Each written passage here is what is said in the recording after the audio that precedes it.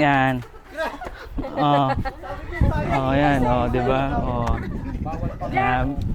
Yan, hi guys. Nandito tayo sa sa Stilts. Yan. Mararanasan na natin maging guest. Yan. Kasi lagi tayong Love you, baby. supplier lang sa prenup dito sa Stilts. Yan. Yan. Mararanasan na natin maging guest. Yan, lagi lang kami day tour pagka pag nagpe-prenup. Yan, lagi lang kami day tour. Yan, try natin maging guest naman. Yan. Hi Miguel, are you excited? Naka-cellphone? Hindi naka-cellphone niya. Mirror ko lang yan, mirror. Monitor. Layo nang iniisip mo ah. Yan, mag-ano tayo. Vlog muna, vlog yan. Yan. Oh, you can go down.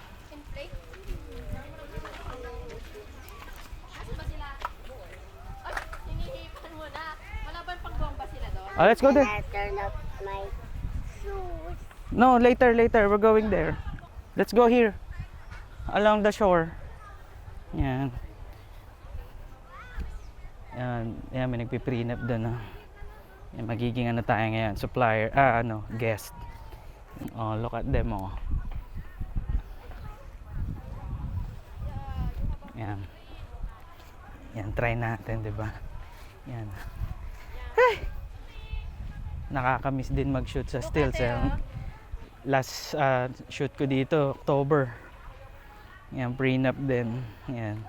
Oh, Miguel, your slipper. Why did you remove your slipper? Hindi pa ako sanay na nakatingin sa lens. Yan, kasi first time ko lang mag-vlog. Yan. Doon kami sa Wishes. Saan ba yun? Doon yung Wishes eh. Ano mo, high tide, low tide eh. Oh. Yan, oh. Yan. Okay, banayad ngayon yung banayad ngayon diba? Ayan. Ayan, ang ganda dito, ang ganda. Ayan, oh. Ayan, ang ganda dito. Oh. Yung background, ayan, background yan, background. Ayan. Ayan, yan yung background natin. Ayan, check muna natin yung monitor yan. Low budget lang tayo, low budget. Kasi wala tayong pambiling monitor eh. Miguel, look at you. What are you doing? What are you doing, Miguel? Oh, you look at the camera. You look at the camera. Look at yourself. Miguel, look at yourself. Peace. Like this, oh. Say peace. It's a footprint. A footprint. That's a footprint. You make a footprint. Very nice. Yan, maiba naman tayo. Yan, maiba naman tayo. Yan, may nagtitinda. Yan.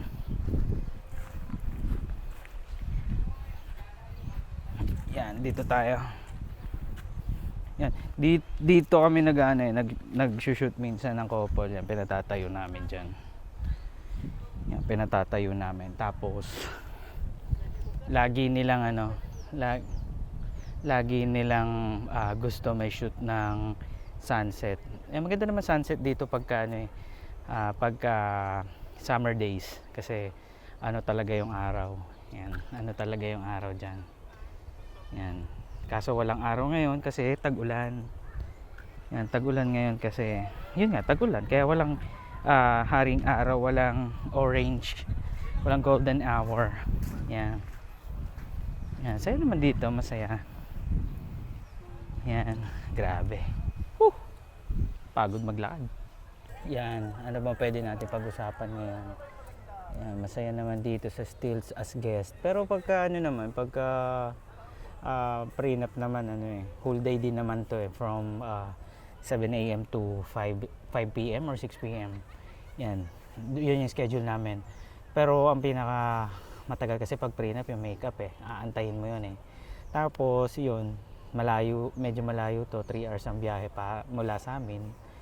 Yan, kaya kung ang start ng shoot nyo is 7 AM or 10, aalis ka ng, mag-aalat ka ng 3 hours para sa biyahe. Yan, tapos, yun, make-up, aantayin mo pa yung make-up para matapos bago ako mag-start ng shoot. Tapos pagka nagsushoot ka dito, mainit dito, lalo pag summer. Yan, sobrang init, tirik na tirik ang araw dito. Yan, ang pinakamagandang shoot dito is afternoon kasi meron ditong garden dyan. Puro shades naman yon. Usually, ilang oras nga ba ang prenup? Yan, ang prenup kasi na inaano namin is 4 hours. 4 hours shoot. Pero shoot yun, hindi pa kasama makeup doon. Pero syempre, yan, alangan namang minsan kasi pag dumadating kami ng maaga sa call time namin, minsan nauna kami sa couple, so nag-aantay kami. So yung 4 hours is hindi natin na-enforce talaga yon. Yan. What are you doing, Miguel? I'm playing the You miss this your ball? Get your ball. Oh, get it your ball. Get your ball. Get your ball. Oh, what did you say? Thank you. Jimmy! Swimming na kayo, Ter? Lalakad. Saya Alakad. niya na. Hanggang dulo yan, Ter. Kaya nga eh. Jimmy! Oh, free. What color is your t-shirt? Ay, congrats congrats. Thank you. Oo. Thank you very much. Nick, congrats, graduate ka na rin pala, Nick. Di ka nagpo-post. Tayo, Pero gagraduate na, di ba? Angas ka na. Wala ako Grabe rig mo ah. wala akong monitor na yung flip, kaya yung cellphone na lang yung ginamit ko. Oo, ano. Oo, wala eh. Tama, low budget, ayaw kong bumili nung Yung malaking... yung pang professional na pang pro monitor. na rig. Pang ano lang naman pang Pero vlog hindi eh. naman eh. Hmm. Tsaka hindi ko naman kailangan sa event kasi monitor din pa ng camera ginagamit ko eh. Oo. Yan, dahil may nagpe-prenup mo. Dapat na tayo. Oo. Nagpe-prenup doon, guys. Wala siyang pang-build ng sandcastle. Bakit? Nakalimutan. Tubig lang. He wants tubig. Si Lola. Yan. Lola. Yan. Oh, Happy kaway ka. birthday. Yan. Happy birthday. Birthday, Tita Beck. Yan. Oh. Maglalakad ka la? Maglalakad ka? Maglalakad ka na? Pasyal. Grabe si Lola. Ay, grabe si Lola, oh. Grabe si Jumi oh. Sabi sa bahay nga daw sa Busy nga. ayaw Busy mo ah. si ano. Jumi. I'm busy. Tawag ka. Miguel. Lola Mang. Bless ka kay Lola Mang. Bless ka kay Lola Mang. Pagpag mo yan, pagpag. Oh, pagpag mo muna. Pagpag. Na. Clothes. Oh, bless. Dito. Ayaw niya, marami kang mali. O, dali, please. Bless. Yo. Kiss mo si Lola Mang. Kiss mo si Lola Mang. Asus. Yeah. Look at Zane, no? Oh, look at Zane.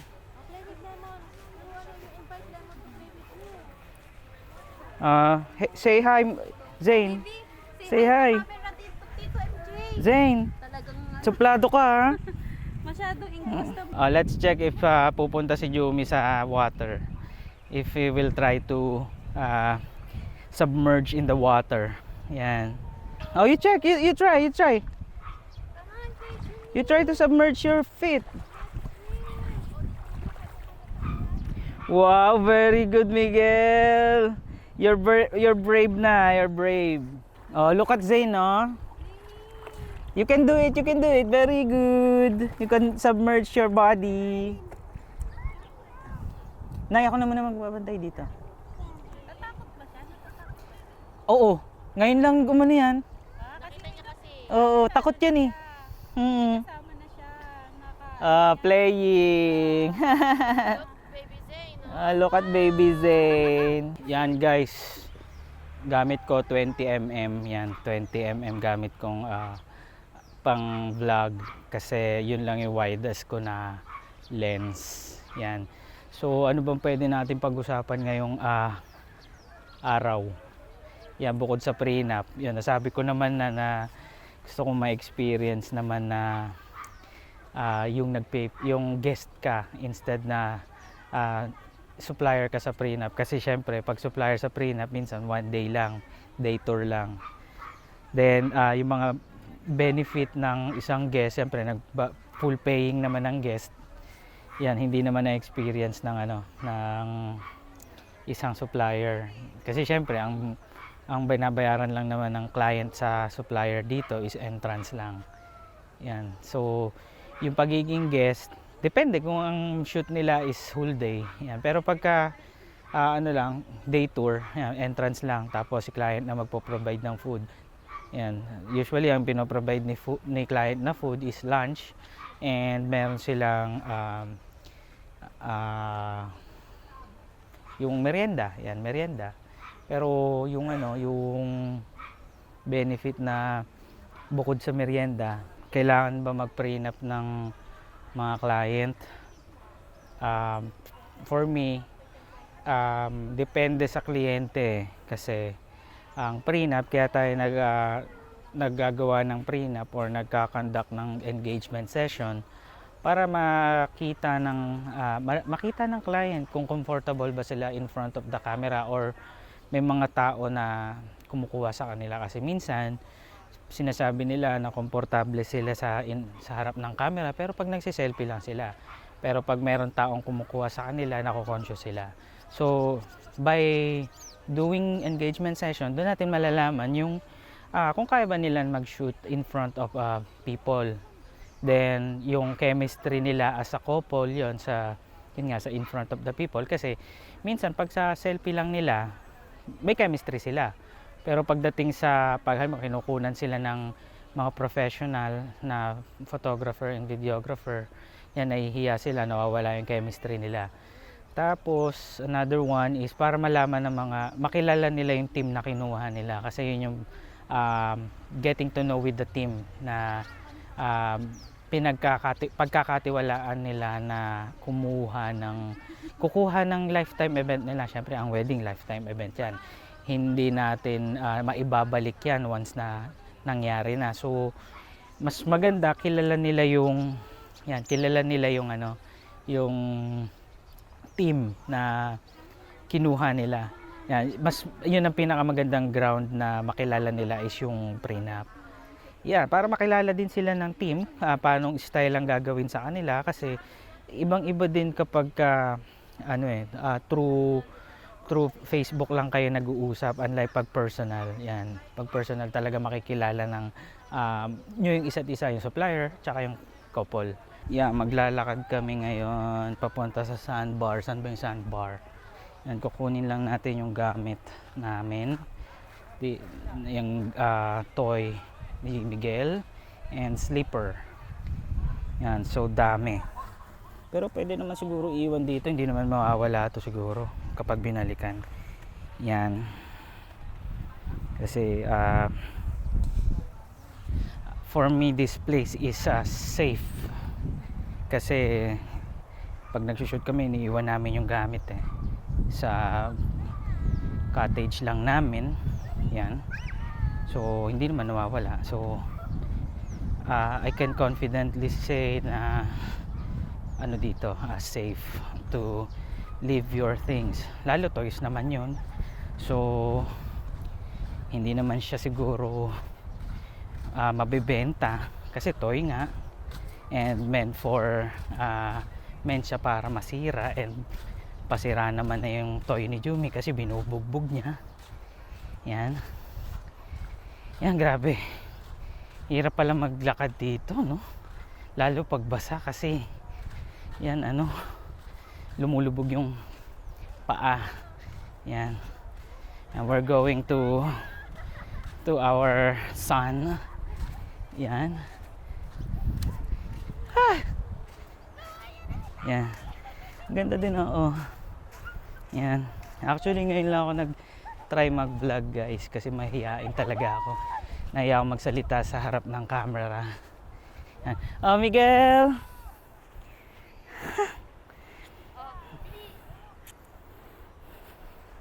We're going swimming. Yeah. Where will you swim? That's Yeah, maganda sana yung setup ko eh. May dito, may lagay ng baterya.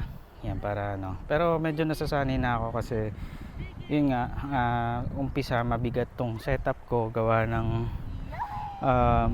mabigat yung camera plus yung monitor na cellphone. Yan, naka-cage kasi yung aking camera kaya mas lalong bumigat. Tapos yung lens pa. Yan, yung lens is I think around 800 grams, almost 1 kg. Tapos yung camera is almost 800 grams din. So almost 2 kg yung ating setup. Yan, tapos yung ball head. Yan, mabigat din yung ball head. Yan, ball head tripod. Tapos yung cellphone nasa 600 grams din yan. Yan, so yan, almost 3 kg ang hawak natin sa shoulder. So kung hindi ka talaga malakas mag shoulder, mangangalay ka kagad. Yan. Okay, so ngayon lang ako na nagtatry mag vlog, kaya medyo napapatingin pa ako sa external monitor ko. Yan. Pero siguro the next following episode, masasanay na ako nakatingin sa camera. Yan. Yun, naalis ko na rin yung aking fear magsalita in front of public. Yan, syempre nakakaya magsalita in public, di ba? Hindi ako sanay from ano ko tawag doon, yung mahiyain, shy type person ako. Hindi ako hindi ako showy in public. Yan. Kaya medyo natutuwa ako na overcome ko na yung hiya na yun. Isipin mo, live event ko, pakikipag-usap sa couple lang, sa mga clients ang business ko, ang aking bread and butter, pero sa sarili ko hindi ko makausap yung sarili ko, 'di ba? Kaya for me ano na yun, achievement. Yeah, achievement na yun. Yung mga ganito kalapit na shot, mako-conscious na yung client nito At saka kung mapapansin nyo, distorted yung mukha ko kasi yun yung cause ng super wide, ultra wide lens. Nadi-distort yung face nung subject kapag sobrang lapit. Pag inangat ko, yan, sobrang distorted. Pagka binaba ko, yan, sobrang distorted na, di ba? Yan. So maganda tong ultra wide lens kapag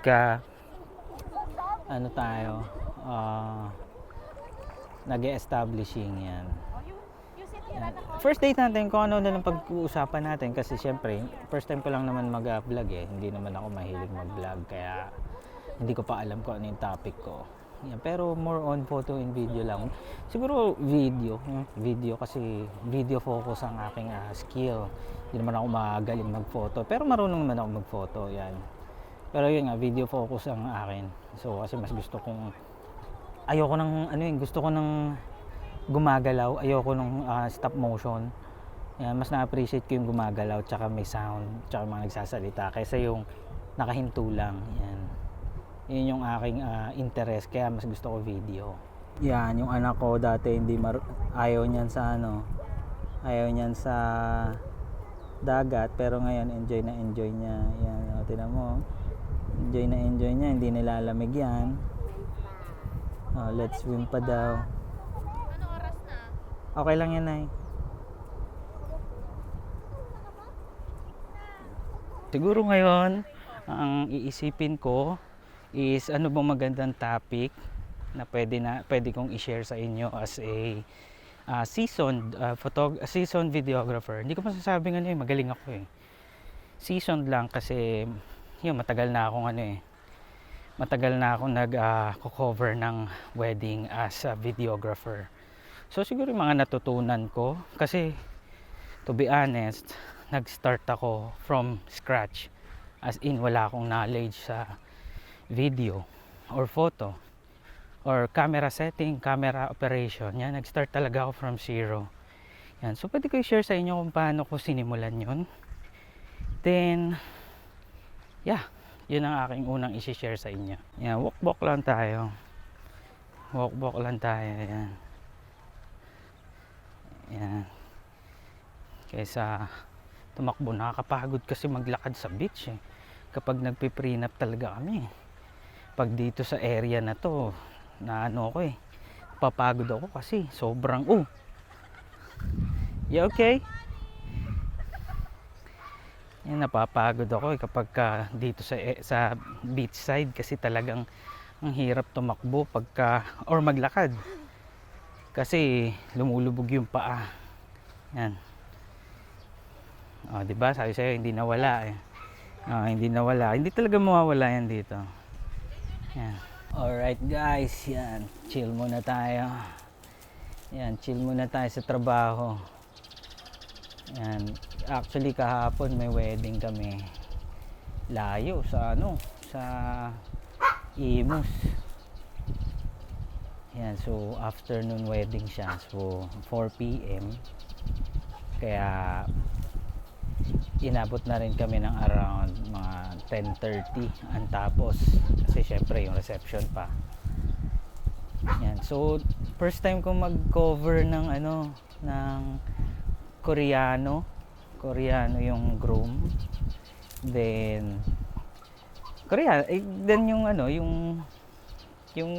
bride is Pilipina naman pero naka-base sa Korea. So most ng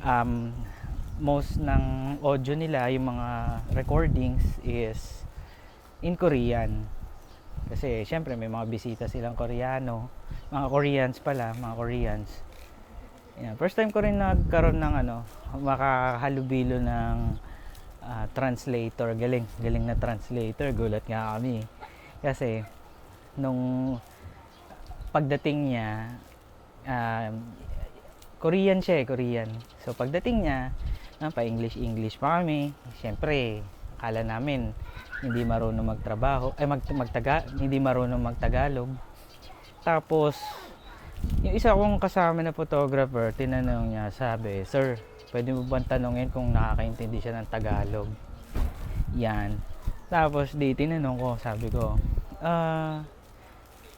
"What languages do you understand?" Sabi niya, "You can speak Tagalog. I can understand Tagalog." Sabi ko, walang Diyo, pinahirapan mo pa kami, pa English pa kami. Nagtatagalog ka pala, tas tawa siya. Yan. Tapos na daw siya dito? 6 years. 6 years na siya dito sa Pinas. Dito siya nag-aaral. So may Arneo. Sa Arneo daw siya nag-aaral. Kaya sabi ko, beast time. Yan, kasi, diba, Arneo pa. So, business management. So, feeling ko majority ng mga foreigners, yung iba, majority ng mga foreigners dito sila nag-aaral ng management. Di ko lang alam number one reason, mura dito compare sa country nila. Mura ang education dito. Then second is yung school na pinag-aaralan nila, which is yung mga top school dito sa Pilipinas, is recognized internationally. So pag nag-graduate sila dito, recognize sila as graduate din in their country and other country. So ginagawa nilang stepping stone yung education sa Pilipinas bukod sa mura. Then maganda rin yung quality ng turo. Syempre mga top school yun. Yan, hindi ko naman sinasabi na mababa yung quality ng mga small school dito. The problem is yung mga small school, may mga natahol yung mga dogs. Siyempre, ang difference is yung mga small school dito, hindi siya recognized internationally. Kaya, mas prefer nung mga foreigners, doon sila sa recognized internationally na mga university. Yan, kaysa mag-spend sila ng budget or fund sa mga hindi kilala, gagastos na rin sila. Di doon na sa kilala para pag-graduate nila, recognize sa country nila, di ba? Yun. Galing lang, natutuwa lang ako sa interpreter. Natutuwa nga ako eh. Gusto ko nga sabihin dun sa interpreter nung reception kasi syempre ini-interpret niya yung sinasabi ng host. Sabi ko, gusto ko sabihin sa interpreter na dapat kung ano yung energy niya, ganun din ang energy mo, hindi yung kung paano mo lang siya narinig, kung paano mo lang siya narinig, ganun lang din yung kung paano mo siya babanggitin, parang interpreter talaga. Dapat pati yung energy. Tumawa lang siya. Hindi niya daw, nahiya daw siya. Pero syempre yun, medyo may nakakatuwa lang na may interpreter.